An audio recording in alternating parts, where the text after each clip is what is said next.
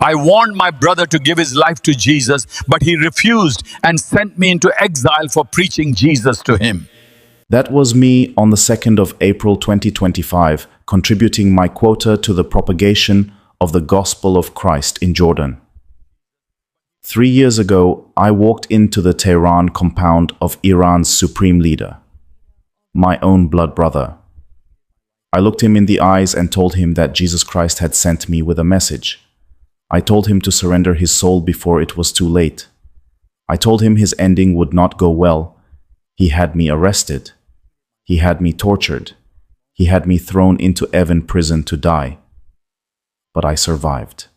And now I'm going to tell you everything. My name is Mohsen Khamenei. I am 79 years old. For the first time in my life, I'm about to tell you a story that could cost me everything I have left. For decades, I have been the invisible Khamenei, the one nobody writes about, the one no journalist chases, the one no intelligence agency monitors.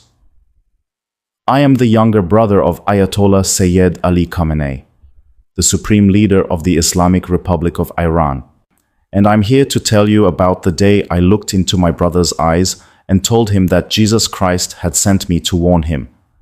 But before I tell you about that day, you need to understand who I am. You cannot understand what happened unless you first understand the shadow I have lived under for nearly 8 decades. So let me start from the beginning. Let me tell you about the boy who grew up invisible.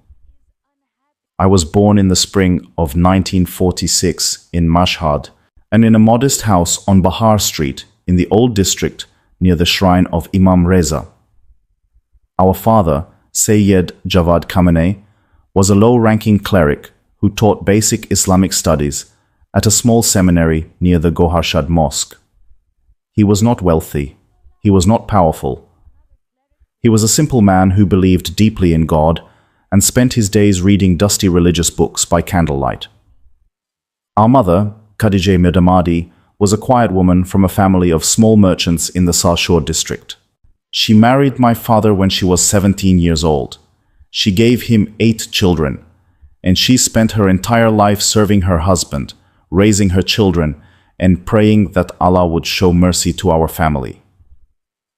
Ali was born in 1939. I came 7 years later. By the time I entered the world, Ali was already the star of the family. He was sharp, he was loud, he was fearless in a way that made grown men pay attention. I remember my father telling me once, when I was about 10 years old, that Ali had been different from birth. He said Ali came out of the womb with his eyes wide open, staring at the world like he already owned it. My father said this with pride in his voice. When he talked about me, his voice was different, softer, almost like he was apologizing. He would say I was the gentle one, the quiet one, the one who liked books more than arguments. He said it like he was trying to find something nice to say about a son who had already let him down simply by not being Ali. Growing up in that house on Bahar Street, I learned very early that there were 2 types of sons in the Khamenei family. There was Ali, and there was everyone else. Ali spoke at family gatherings while the rest of us listened. Ali argued about religion with my father's friends while we sat on the floor like furniture. Ali was sent to the best teachers in Mashhad, while I was told to help my mother cook rice and wash dishes. I do not say this with anger. I am too old for anger now. I say it because it is the truth. And the truth is what I owe you if I am going to ask you to believe the rest of my story. But there was something else about me and Ali that made everything harder, something I have never talked about until now. I looked exactly like him. Not similar. Not a little bit alike. Exactly like him.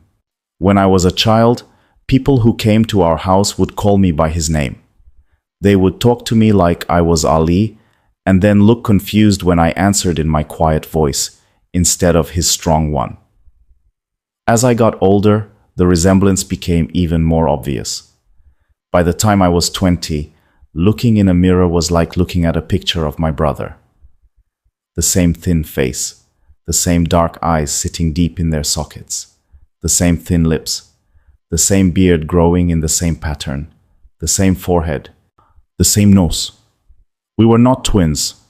I was 7 years younger, but somehow, by some strange accident of nature, God had given me my brother's face. People in Mashhad used to make jokes about it. They called me the other Ali. They said Allah made a spare copy just in case something happened to the original. They laughed, and I laughed too. That is what you do when people mock you. You laugh so they cannot see how much it hurts.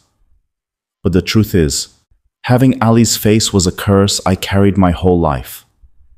Because I had his face but not his fire. I had his looks but not his ambition. I looked like Ali Khamenei on the outside, but I was a completely different person on the inside. And the older I got, the more painful that difference became. My brother saw it too.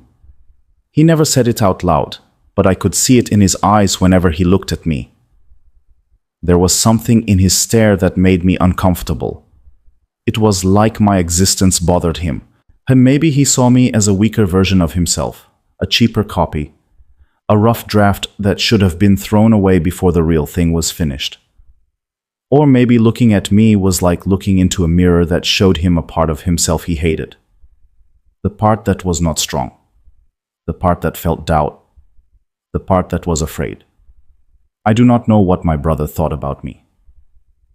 I never have. Ali kept his heart locked away where nobody could reach it. He shared his ideas with the world, but he shared his feelings with no one. What I do know is that as the years went by and Ali became more and more important, the space between us grew wider and wider. He left Mashhad in the 1950s to study religion in Qom under the greatest scholars of that time. I stayed behind. I helped my old father with his small teaching work. I taught Arabic letters to children in the neighborhood. I lived a life so small and quiet that sometimes I wondered if I was even real. Ali studied under famous ayatollahs. He traveled to holy cities. He sat at the feet of men whose names are now written in history books. He came back to Iran with revolution burning in his eyes. I stayed in Mashhad teaching children how to read. I collected my father's pension after he died. I took care of my mother until she passed away in her sleep one cold night in 1971. Ali organized protests against the Shah. He was arrested, he was locked in prison, he was beaten and tortured. And he came out of every trial stronger than before. The whole world was watching him. The whole world was waiting for him. Nobody was watching me. Nobody was waiting for me. When the Islamic Revolution exploded in 1979, Ali was at the center of everything. He stood next to Ayatollah Khamenei. He gave speeches that made people cry and shout. He helped build the Islamic Republic from the ground up. I watched it all from far away. I saw my brother's face on posters in the streets. I heard his voice coming from radios in tea shops. I read his words in newspapers. And every time I saw his picture, I saw my own face looking back at me. But it was a face that belonged to a stranger now. After Khomeini died in 1989 and Ali became the new supreme leader, everything changed between us. The distance that had always been there turned into a wall. And then the wall turned into nothing at all. My brother did not want me near him anymore. At first I told myself he was just busy. He was the most powerful man in Iran now. He had a country to run. He had enemies to fight. He had work that I could never understand. But then I saw what was really happening. My other brothers and sisters were invited to Teheran for holidays. My nephews and nieces got good jobs and special treatment. The Khamenei name opened every door for everyone in the family. Everyone except me. When I asked to visit Ali in Tehran, I was told he was not available. When I sent him letters, nobody wrote back. When I tried to reach him through other people, they politely told me no. I was not arrested. I was not threatened. I was simply forgotten. I became the Khamenei who did not exist. The younger brother with the supreme leader's face who lived alone in a small apartment in the Ahmadabad neighborhood of Mashhad. I survived on a tiny pension. I went to Friday prayers at the local mosque, and I wondered every single day what I had done wrong to deserve my brother's silence. I prayed 5 times a day. I fasted every Ramadan. I did everything Islam told me to do. But inside, where nobody could see, I felt nothing. The God I had worshipped my whole life felt just as far away as my brother. Both were powerful. Both were impossible to reach. Or both wanted my obedience, but gave me nothing back except the promise that one day I would be judged. I was invisible to everyone, even to Allah. And deep in my heart, in places I was afraid to look, I started to wonder if maybe I had been praying to the wrong God my entire life. That question I asked myself in the darkness of my apartment stayed with me like a wound that would not heal. Had I been praying to the wrong God my entire life? The thought kept me awake at night. It followed me through the narrow streets of Mashhad when I walked to the mosque. It sat beside me when I ate my simple meals alone. It whispered in my ear when I pressed my forehead to the prayer rug and recited words that felt like dust in my mouth. I was an old man now. I had spent more than 7 decades following the path that my father had laid out for me. I had done everything right. I had obeyed every rule. I had submitted to every command. And yet here I was, empty and forgotten, living in a small apartment while my brother ruled a nation from a throne built on the bones of the faithful. Something was deeply wrong, and I could no longer pretend otherwise. While I wrestled with these questions in my solitude, I watched my brother rise higher and higher. After he became supreme leader in 1989, Ali transformed into something more than a man. He became an institution. His face was everywhere. His words were law. His approval meant life and his displeasure meant death. I watched from my television screen as he addressed the nation on holidays. I saw him meet with presidents and kings. I watched him command armies and control billions of dollars. And I remembered the boy who used to share a room with me in our father's house on Bahar Street. That boy was gone. In his place stood a figure wrapped in black robes and absolute power. I did not recognize him anymore. But what hurt most was knowing that he did not want to recognize me either. The distance between us was not an accident. It was a choice. His choice. I learned the full truth about my brother's feelings toward me in the spring of 1995. A distant cousin named Reza Hosseini came to visit me in Mashhad. He worked in a government office in Teheran and had connections to people close to the supreme leader's inner circle. We sat in my small living room drinking tea, and he looked at me with pity in his eyes. He told me that he had heard things. He said people close to Ali had been given clear instructions. I was not to be invited to official family gatherings in Tehran. I was not to be given any government position or special treatment. I was not to be photographed anywhere near the supreme leader. My name was not to appear in any document or record connected to his office. Reza lowered his voice and told me the reason. He said Ali had told his advisors that my face was a problem. Having someone who looked exactly like the supreme leader walking around freely was a security risk. But more than that, Ali had said something else. He said I was weak. He said I was an embarrassment to the family name. He said looking at me reminded him of everything he had worked his whole life to overcome. I sat there holding my teacup with trembling hands as Reza spoke. The words hit me like stones thrown at my chest. My own brother. My own blood. The man who had slept in the bed next to mine when we were children. He saw me as an embarrassment. He saw my existence as a problem to be managed. He had erased me not because he was too busy, but because he was ashamed of me. I thanked Reza for telling me the truth. After he left, I sat alone in my apartment for hours without moving. The evening prayer time came and went, but I did not pray. I could not. What was the point of praying to a God who had given me a brother like this? What was the point of submitting to a faith that had produced a man who could throw away his own family like garbage? That night, something cracked inside me. Something that had been holding together my whole religious life finally broke apart. I did not know it yet, but that breaking was the beginning of something new. Over the next few years, I watched the Islamic Republic show its true face to the world. I watched the regime that my brother led do things that made my stomach turn. In 1999, I saw student protests erupt at Tehran University. Young people filled the streets demanding freedom and reform. They were full of hope. They believed that change was possible. And I watched the Basij militias descend on them like wolves. I saw footage on satellite television of young men and women being beaten with chains and clubs. I heard reports of students thrown from dormitory windows. I learned about bodies that were never returned to their families. And through it all, my brother said nothing. His silence was approval. His silence was permission. His silence told the whole country that this is what happens when you question the supreme authority of God's representative on earth.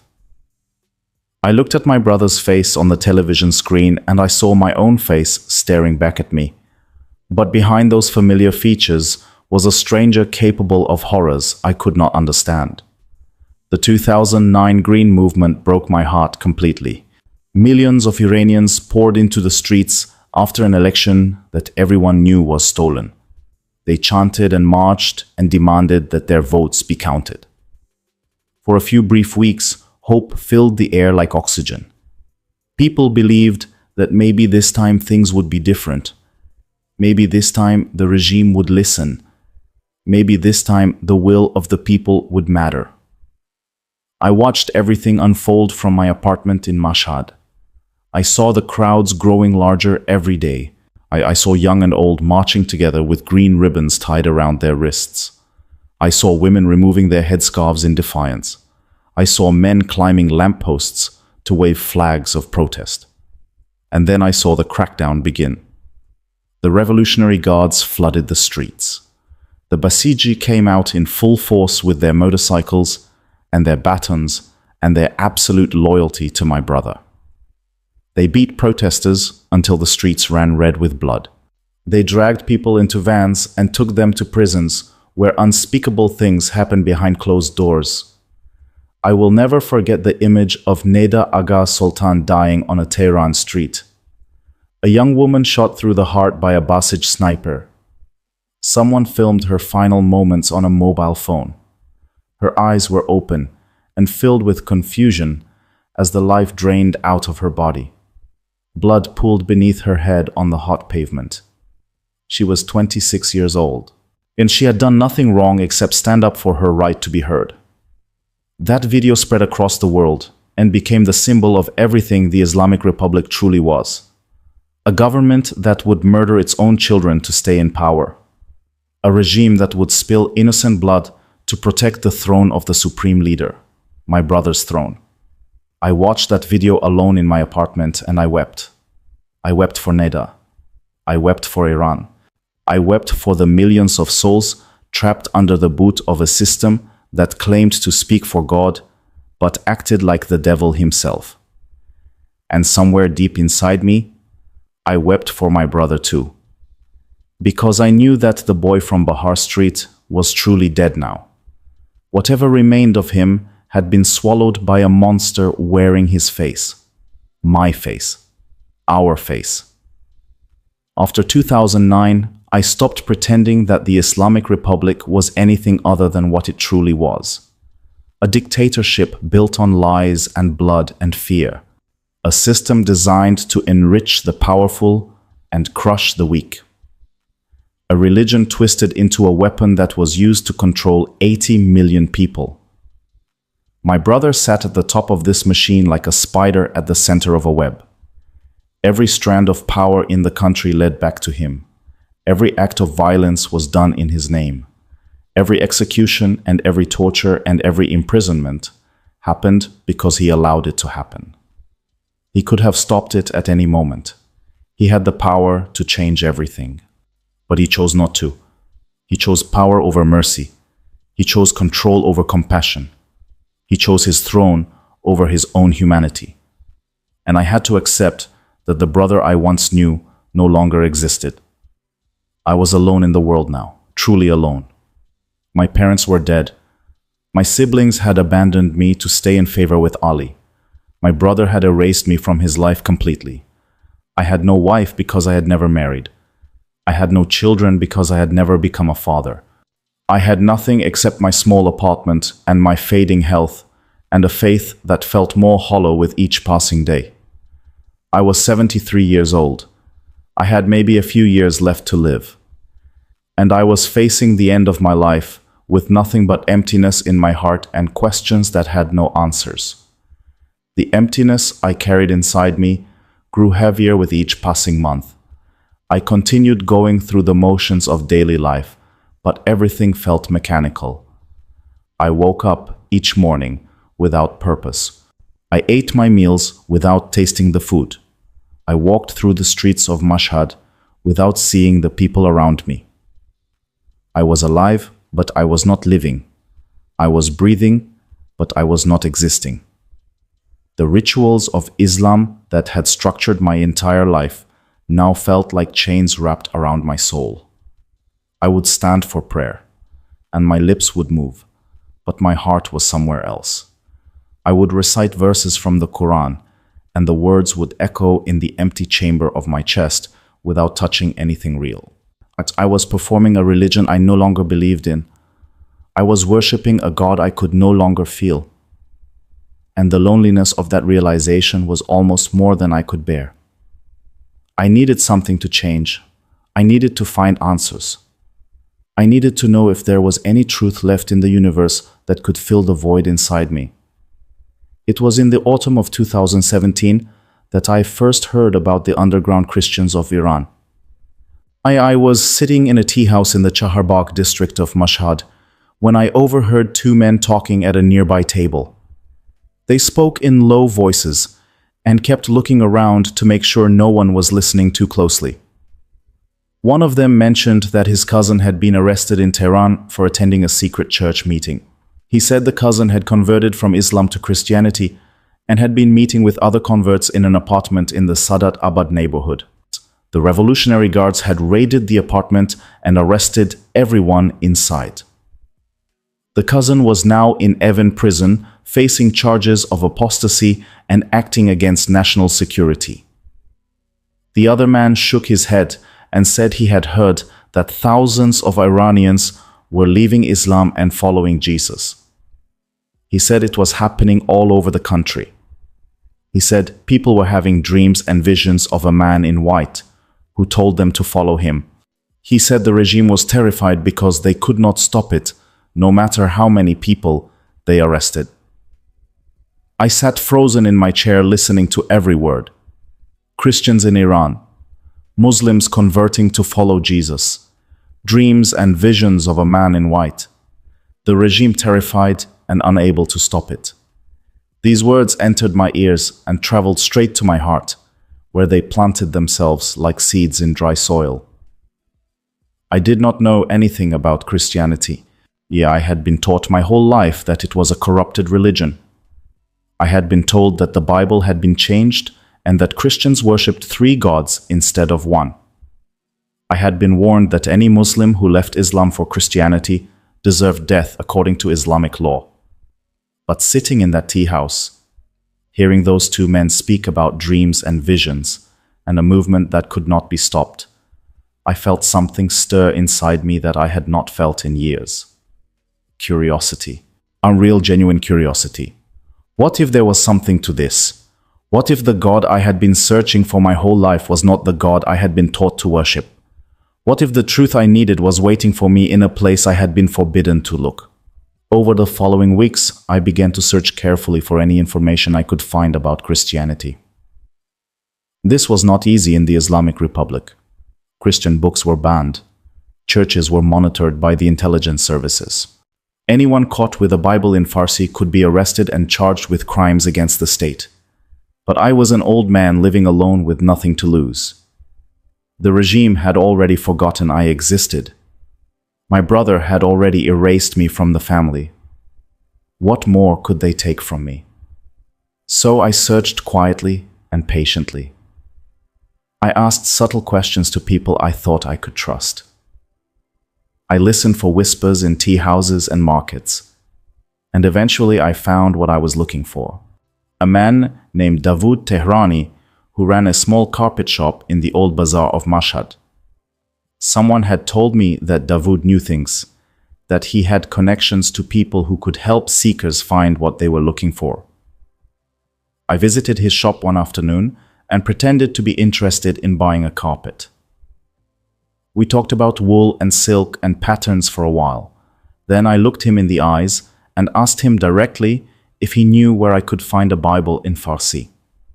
Dawood's face went pale for a moment. He looked at me carefully, studying my features. Then his eyes widened and I saw recognition dawn in them. He knew who I was. He could see the Supreme Leader's face in my face. For a long moment, neither of us spoke. I thought he would throw me out of his shop. I thought he would report me to the authorities. But instead he did something I did not expect. He smiled. He walked to the door of his shop and locked it. He pulled down the blinds on the windows. Then he went to a back room and returned, carrying a small package wrapped in brown cloth. He placed it in my hands and said this was what I was looking for. He said he had been praying for years that God would bring someone like me to his shop. He said he never imagined that the brother of the Supreme Leader himself would one day come seeking the truth. He told me to take the package and read it carefully. He told me that Jesus was waiting for me and that my life was about to change forever. I took the package and hid it under my coat. I walked home through the crowded streets of Mashhad with my heart pounding so hard I thought everyone could hear it. That night I locked the door of my apartment and closed all the curtains. I unwrapped the brown cloth with trembling hands. Inside was a book with a plain cover. The Injil, the New Testament in Farsi. I held it in my hands and felt the weight of it. This small book was illegal. Possessing it could send me to prison. Reading it could get me executed. But in that moment, I did not care about any of that. I opened the first page and began to read. The words hit me like water hitting a man dying of thirst. I read about a God who loved the world so much that he sent his only son. I read about a man named Jesus who healed the sick and touched the untouchable and forgave sinners without demanding anything in return. I read about a God who did not sit on a distant throne, demanding obedience, but who came down to earth and walked among the broken and the lost. I read the words of Jesus himself, saying, "Come to me, all you who are weary and heavy, burdened, and I will give you rest." And when I read those words, I began to weep. Not gentle tears, but deep heaving sobs that shook my entire body. Because I was weary. I was so weary. I had been burdened my whole life. And here was someone offering me rest. I read through the night without stopping. I read the Gospel of Matthew, and then Mark, and then Luke, and then John. I read about miracles and parables and teachings that turned everything I knew upside down. I read about a God who said, "Love your enemies and pray for those who persecute you." I read about a kingdom that belonged to the poor in spirit and the meek and those who hungered for righteousness. I read about a Savior who washed the feet of his disciples and called them friends instead of servants. Nothing I had ever learned in Islam had prepared me for this. The God of the Quran demanded submission. The God of this book offered relationship. The God of Islam kept a record of every sin. The God of this book said, "Your sins are forgiven and remembered no more." The God of the mullahs ruled through fear. The God of Jesus ruled through love. But by the time the sun rose over Mashhad the next morning, I knew that everything had changed. I did not have all the answers yet. I did not fully understand what I had read. But I knew one thing with absolute certainty. I had found what I had been searching for my entire life. I had found the truth. And the truth had a name. His name was Jesus. I continued reading the New Testament every night for the next several months. I hid the book inside the lining of my mattress during the day and took it out only after dark, when I was sure no one could see. Each night I discovered something new that amazed me. I read the letters of Paul and learned about grace. I read the book of Acts and learned about the early church. I read the book of Revelation and learned about a king who was coming back to make all things new. The more I read, the more I felt something changing inside me. The emptiness that had lived in my chest for so many years was being filled. The loneliness that had been my constant companion was being replaced by a presence I could not see but could definitely feel. It was like waking up after a lifetime of sleep. It was like being born again at the age of 74. I did not know how to become a Christian. I did not know the proper prayers or rituals. But one night I got down on my knees beside my bed and I spoke to Jesus directly. I told him I believed he was the Son of God. I told him I was sorry for all the years I had spent in darkness. I asked him to forgive me and to come into my heart and to make me new. And in that moment, kneeling on the cold floor of my small apartment in Mashhad, I felt something I had never felt before in my entire life. I felt loved. Truly loved. Not for what I could do or what I could achieve or what family name I carried. Loved simply because I existed. Loved by a God who had died to save me. I stayed on my knees for a long time, weeping and laughing and thanking Jesus over and over again. I was finally home. The weeks that followed my conversion were the most peaceful of my entire life. I woke up each morning with a lightness in my chest that I had never experienced before. The heaviness that had pressed down on me for decades was gone. The emptiness that had haunted me was filled. I would open my eyes and before my feet even touched the floor, I would whisper, "Thank you, Jesus." I said those words 100 times a day. Thank you for finding me. Thank you for loving me. Thank you for not giving up on me even when I had given up on myself. I continued reading my Farsi Bible every night. I memorized verses that spoke to my heart. I talked to Jesus throughout the day like he was a friend walking beside me. And I felt his presence constantly. It was real and warm and comforting. For the first time in 74 years, I understood what it meant to have a relationship with God. Not a religion of rules and fear. A relationship of love and trust. I was a new man living in the same old apartment, in the same old city. But everything was different, because I was different. About 3 months after I gave my life to Jesus, something happened that changed everything again. I was lying in bed one night drifting off to sleep, when suddenly I was no longer in my room. I found myself standing in a place I did not recognize. It was bright and peaceful. The air felt clean and pure like nothing I had ever breathed before. I looked around and saw that I was standing on a hill overlooking a vast landscape. There were mountains in the distance and green valleys below. The sky above me was filled with colors I cannot describe. Golds and purples and blues that seemed to pulse with life. I knew immediately that this was not a normal dream, and this was something else entirely. This was a vision. I had read about visions in the Bible. I had read about prophets and apostles who received messages from God in dreams and visions, but I never imagined it would happen to me. I was just an old man from Mashhad.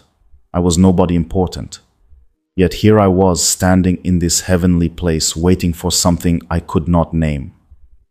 Then I saw him, a figure walking toward me from the direction of the light. As he came closer, I could see that he was dressed in white robes that seemed to glow from within. His face was kind and strong at the same time. His eyes held more love than I had ever seen in any human face, and when he stopped in front of me, I knew exactly who he was. It was Jesus. The same Jesus I had read about in the Gospels. The same Jesus I had given my life to on my knees in my apartment. He was standing before me now in all his glory. I fell to my knees immediately. I could not stand in his presence. The holiness radiating from him was too powerful. But he reached down and took my hand and lifted me back to my feet. He smiled at me and said my name. Mohsen.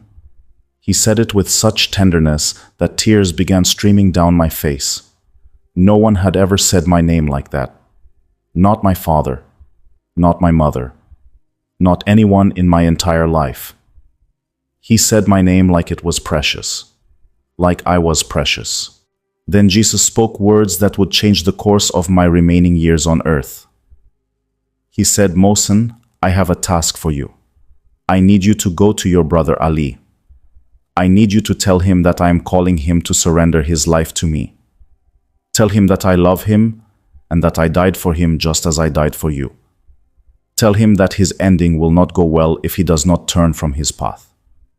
Tell him that the throne he sits on is temporary, but the throne I am offering him is eternal. I stood there trembling as Jesus spoke these words.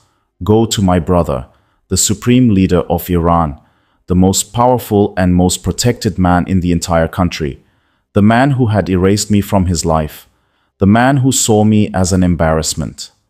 Jesus was asking me to walk into the lion's den and deliver a message that could get me killed. I wanted to say no.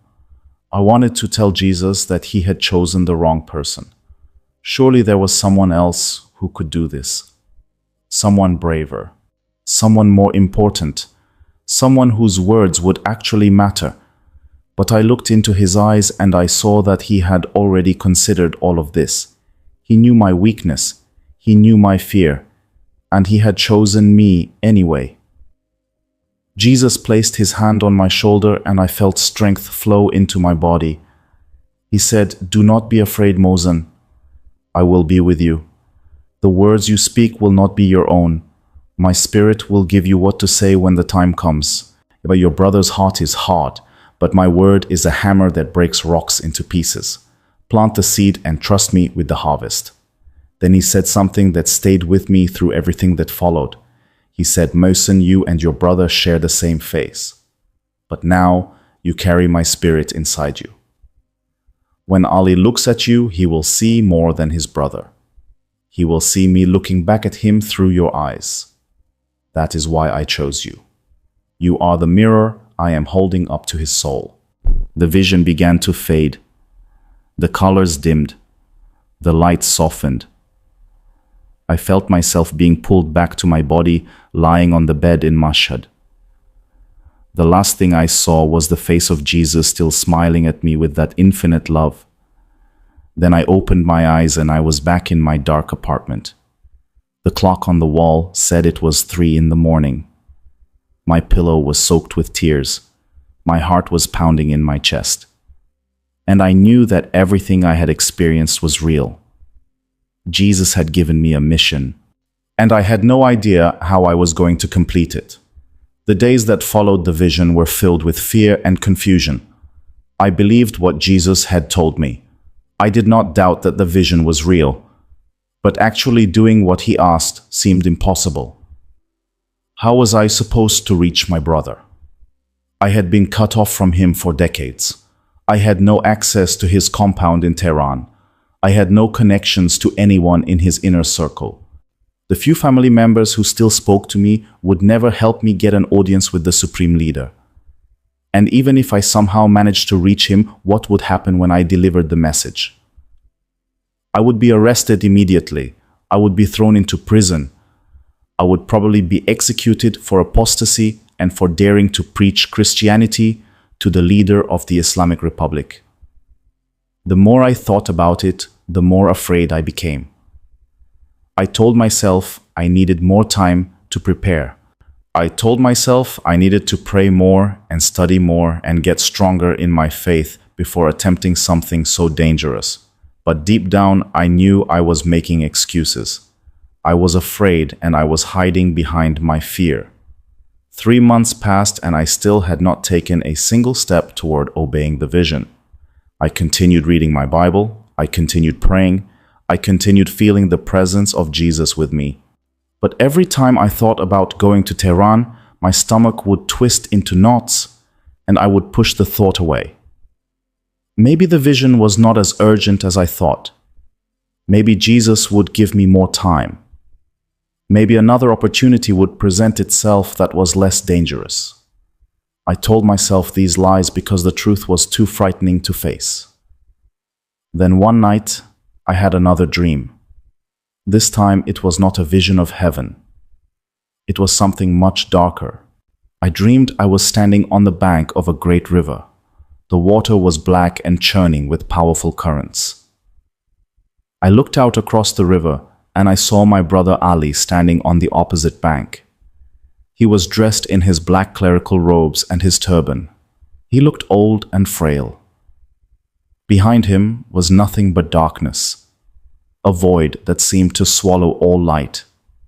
Then the water began to rise. It crept up the bank toward where Ali was standing. He did not seem to notice. He was looking straight ahead with empty eyes. I tried to call out to him, but no sound came from my mouth. I tried to run across the river to reach him, but my feet would not move. The water rose higher and higher. It reached Ali's feet, then his knees, then his waist. Still he did not move. Still he stared ahead with those empty eyes. I screamed his name inside my mind, but he could not hear me. Then a massive wave rose up behind him, a wall of black water that towered over his head.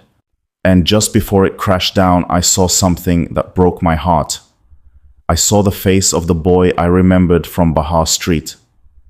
My brother as a child, before power and ambition had changed him.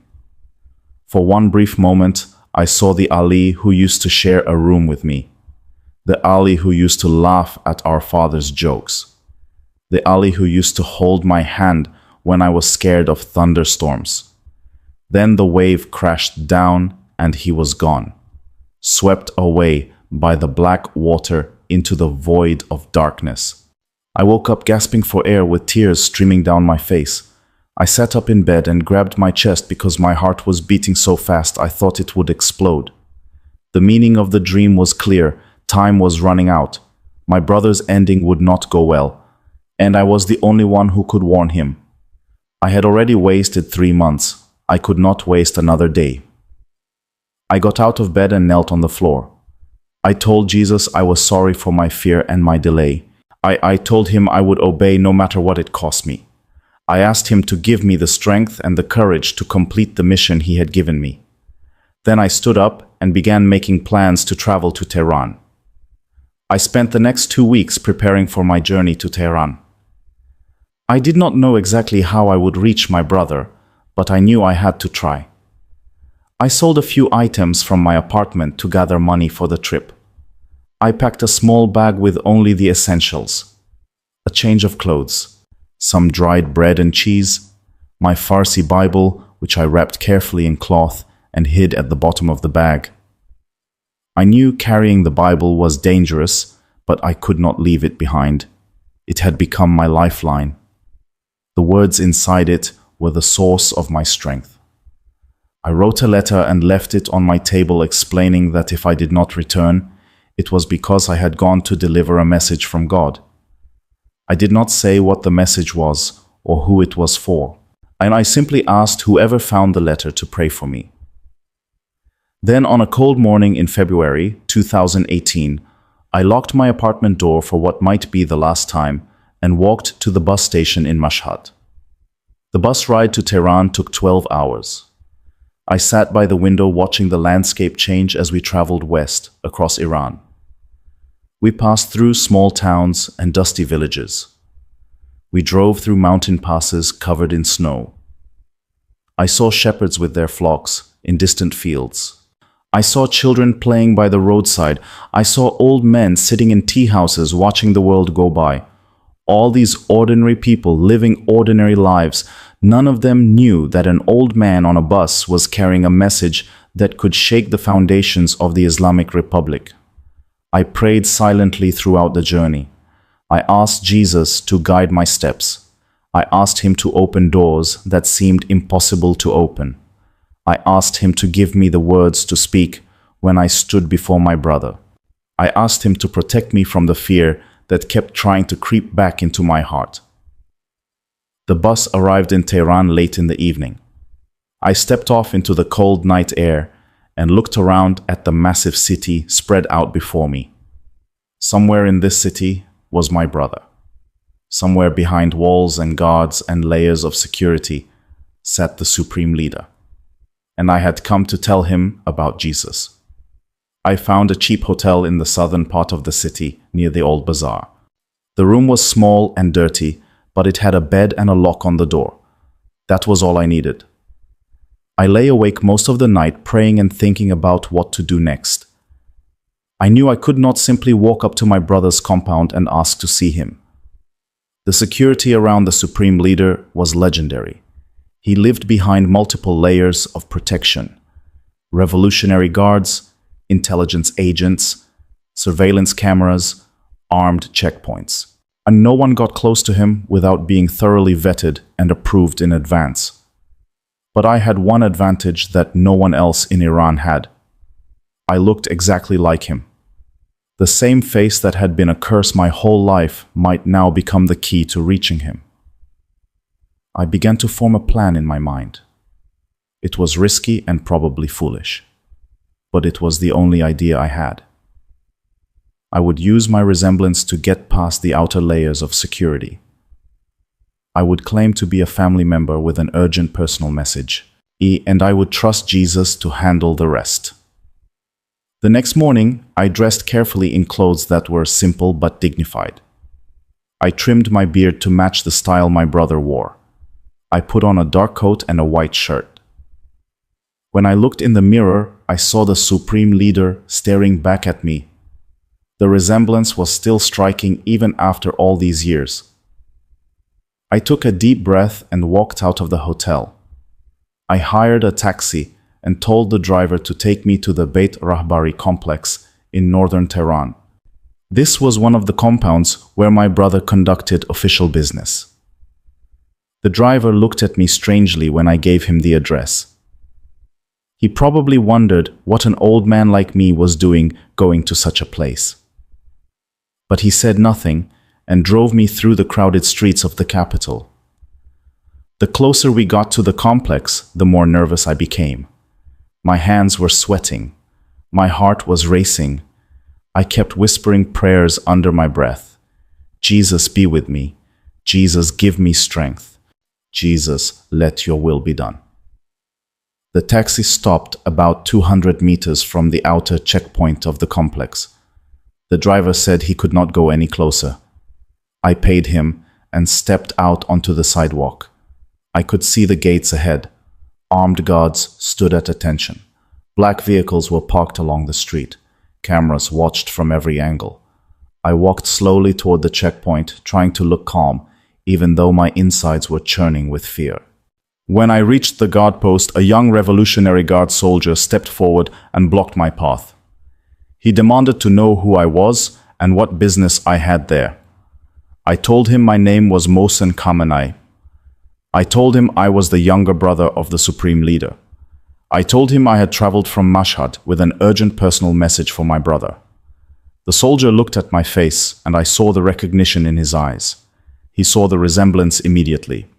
He spoke into his radio, and after a few minutes, another officer came out to examine me. This man was older and more suspicious. He asked me many questions. Why had I come without an appointment? Why had no one informed them of my visit? What was this urgent message I needed to deliver? I answered as honestly as I could without revealing the true nature of my mission. I said it was a family matter. I said it was personal and private.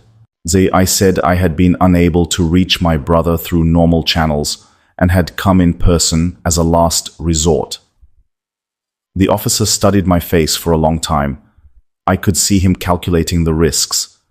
Turning away the Supreme Leader's own brother could cause problems. But letting in an unannounced visitor could be even worse. Finally, he made a decision. He said I would be taken into custody while they verified my identity. If I was who I claimed to be, they would decide what to do with me. If I was lying, I would be dealt with accordingly. 2 soldiers took me by the arms and led me through the gates into the complex. They brought me to a small room with no windows and told me to wait. The door locked behind them with a heavy click. I sat alone in that room for hours. No one came to speak to me. No one brought me food or water. I prayed continuously, asking Jesus to work in ways I could not see. I asked him to soften my brother's heart. I asked him to give me an opportunity to speak the words I had been given. Late in the evening, the door finally opened. Several men in suits entered the room. They told me to stand up and follow them. I was led through long hallways and past many checkpoints. I lost track of where we were going. Everything looked the same. White walls, bright lights, armed guards at every corner. Finally, we stopped at a large wooden door. One of the men knocked twice and then opened it. I was pushed inside and the door closed behind me. I found myself standing in a large office with expensive carpets on the floor and paintings on the walls. There were bookshelves filled with religious texts. A large desk sat near the window, and behind that desk sat my brother, Ali Khamenei, the supreme leader of the Islamic Republic of Iran. He looked older than the last time I had seen him. His beard was almost completely white now. His shoulders were slightly stooped. His eyes were hidden behind thick glasses, but the power radiating from him was unmistakable. He looked at me without expression. We stared at each other across the room. 2 old men with the same face, brothers who had not spoken in decades. I felt like I was looking into a mirror that showed me what I could have become if I had chosen his path. My brother spoke first. His voice was cold and sharp. He asked me what I was doing there.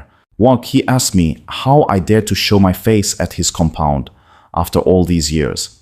He said I had been told to stay away. He said I had no right to come to Teheran without permission. His words hit me like stones, but I did not back down. I remembered the vision.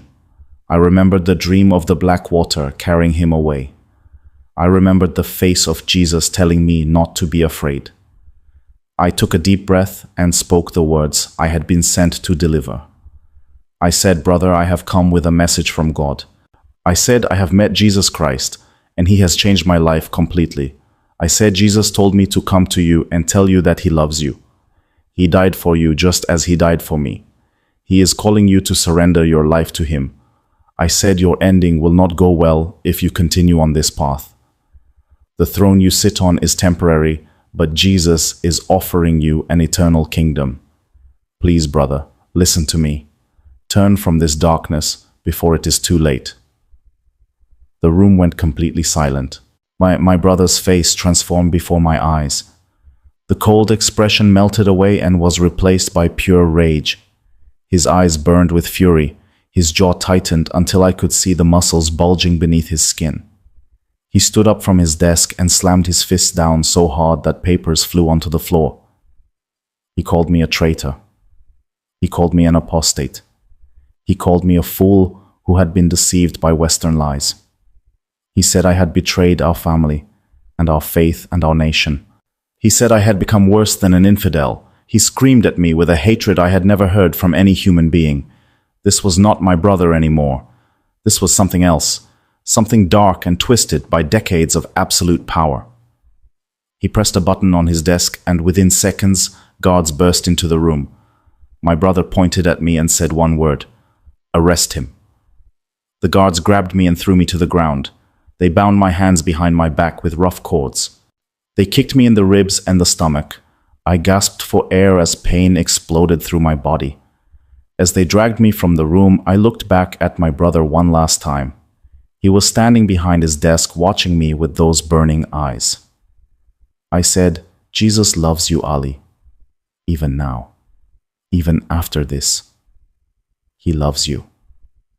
Then the door slammed shut, and I was taken away to face whatever punishment awaited me. The guards dragged me through the hallways of the compound like I was a piece of garbage. My knees scraped against the floor. My arms burned from the cords cutting into my wrists. Blood dripped from a wound on my forehead where one of them had struck me with the back of his rifle. They threw me into the back of a black van and drove me through the streets of Teheran in the darkness. I could not see where we were going, but I knew it would not be anywhere good. The van stopped after what felt like an hour. They pulled me out, and I found myself standing before the gates of a building I recognized from news reports and stories whispered among Iranians. Evin Prison, the most notorious detention facility in the entire country. The place where political prisoners and enemies of the state were sent to be broken. The place where countless souls had been tortured and killed behind walls that the outside world could never see. I was about to become one of them. They processed me in a cold room with bright lights that hurt my eyes. They stripped me of my clothes and gave me a thin prison uniform. They took my belongings, including my Farsi Bible, which one of the guards held up and laughed at before throwing it into a trash bin. They photographed me and recorded my name and crime: apostasy from Islam, attempting to spread Christianity, threatening the security of the Islamic Republic. Each charge carried the death penalty. They put me in a cell so small I could barely lie down. The walls were concrete and damp. The floor was covered in stains I did not want to identify. A single bulb hung from the ceiling, casting everything in a sickly yellow light. There was no window, no fresh air, no way to know if it was day or night. I sat on the cold floor with my back against the wall, and I prayed. I thanked Jesus for giving me the courage to deliver his message. I asked him to be with me through whatever was coming. I told him I was not afraid to die for his name. The interrogations began the next day. They came for me in the early hours and dragged me to a room with a metal chair bolted to the floor. They strapped me into the chair and asked me questions for hours. Who had converted me to Christianity? Where had I gotten the Bible? How many other people were part of my network? Who were the leaders of the underground church in Mashhad? I told them the truth. I said I had found Jesus on my own through reading the Bible. I said no one had recruited me or brainwashed me. I said I had no network and knew no leaders. They did not believe me. They beat me with their fists and with rubber hoses. They burned my arms with cigarettes. They deprived me of sleep for days at a time. They played recordings of screaming at full volume outside my cell. They told me my execution had already been scheduled and that I would hang within the week. But through it all, I felt a peace that I cannot explain. The presence of Jesus was so strong in that prison cell that sometimes I forgot where I was. He was with me during every beating. He whispered words of comfort in my ear when I thought I could not endure another minute. He reminded me that he had suffered far worse for my sake and that my suffering had purpose. The torture continued for what I later learned was 3 weeks. Time lost all meaning inside those walls. Days blended into nights. Pain blended into numbness. At some point, my body began to shut down. I stopped eating the small portions of stale bread they pushed through the slot in my door. I grew weak and feverish. An infection spread through the wounds on my body that had not been treated. I began having visions again. Sometimes I saw Jesus standing in the corner of my cell smiling at me with that infinite love. Sometimes I saw my mother and father waiting for me in a garden filled with light. Sometimes I saw my brother as a boy running through the streets of Mashhad, laughing without a care in the world. I knew I was dying. I could feel my life draining away with each passing hour, and I was at peace with it. I had done what Jesus asked me to do. I had delivered the message. The rest was in his hands.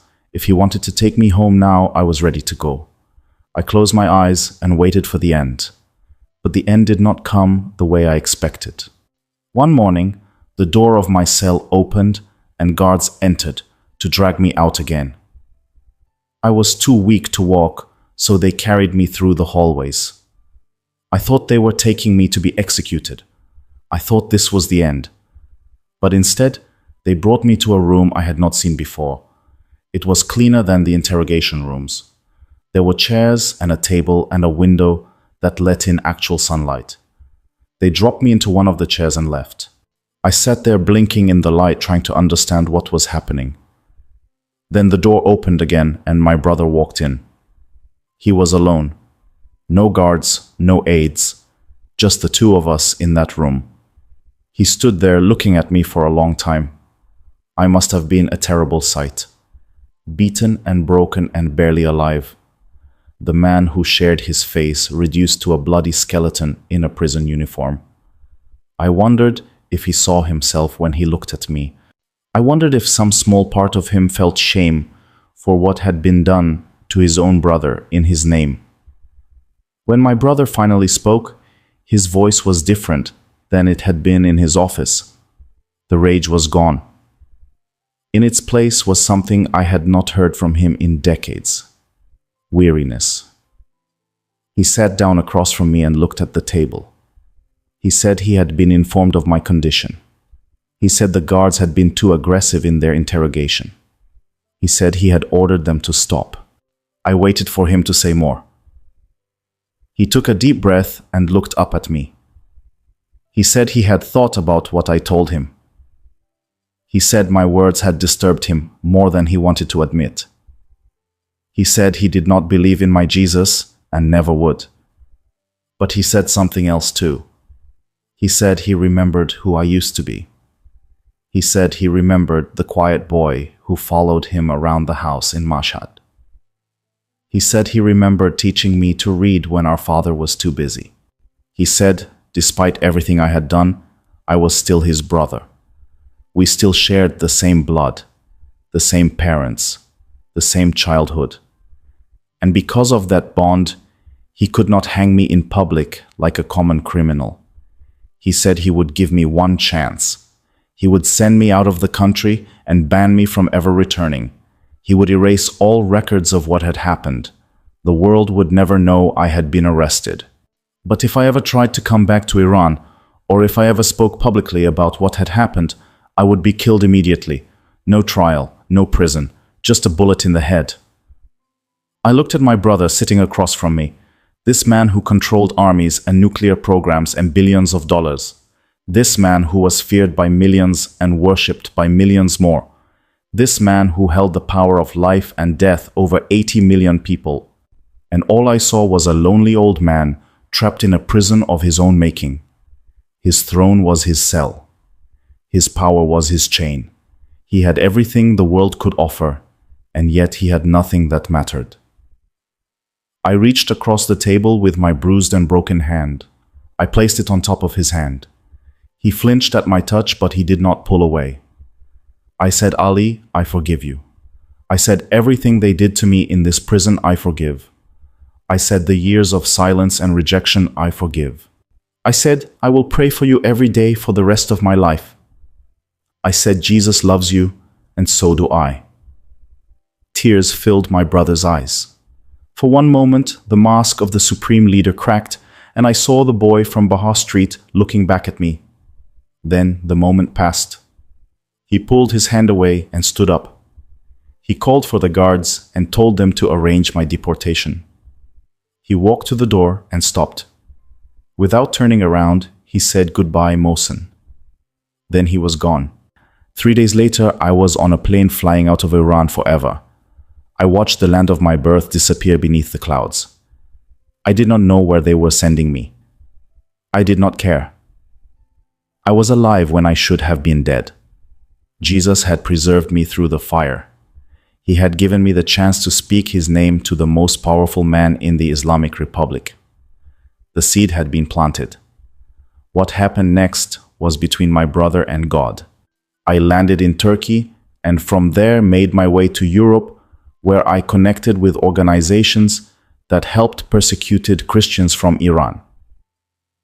I lived quietly for several years, recovering from my injuries and growing stronger in my faith. Then I felt Jesus calling me to speak again. Not in secret this time, publicly, to the whole world. I recorded my testimony and released it online. I used my real name and showed my real face. The face of the Supreme Leader's brother. The face that had been my curse was now my megaphone. The video spread across the internet like fire. Millions of Iranians watched it inside the country using VPNs to bypass the censorship. Messages poured in from people who said my story had touched their hearts. People who said they were secret believers too. People who said they had been searching for God, and my words had shown them where to find Him. I am recording this final message now in a small apartment in a European city I cannot name for security reasons. I am 79 years old. My body carries the scars of what happened in Evin prison. Some nights the pain keeps me awake, but my spirit has never been stronger. I think about my brother every single day. I pray for him every morning and every night. I do not know if he will ever accept Jesus. I do not know if the seed I planted will ever take root. But I know that I obeyed what Jesus asked me to do. I delivered the message. I warned him about his ending. I told him about the love that could save him. The rest is not up to me. I want to speak now to every Iranian watching this. I want to speak to you directly. The same Jesus who found me in my loneliness and emptiness is looking for you right now. He is appearing in dreams and visions all across Iran. He is calling Muslims by name and offering them a love they have never experienced in their religion. Hundreds of thousands of Iranians have already said yes to him. The underground church is exploding. The fire has already started, and no government on earth can put it out. To my brother, if you are watching this, I want you to know that my door is always open. My heart is always ready to receive you. It is not too late. Jesus is still calling. All you have to do is answer. And to everyone else, I say this. If my testimony has touched your heart, then write in the comments the fire has already started. Let it be a declaration. Let it be a prayer. Let it be a prophecy over the nation of Iran. Jesus is coming. He is already here. And the throne of the Ayatollah will bow before the throne of the King of Kings. It has already begun.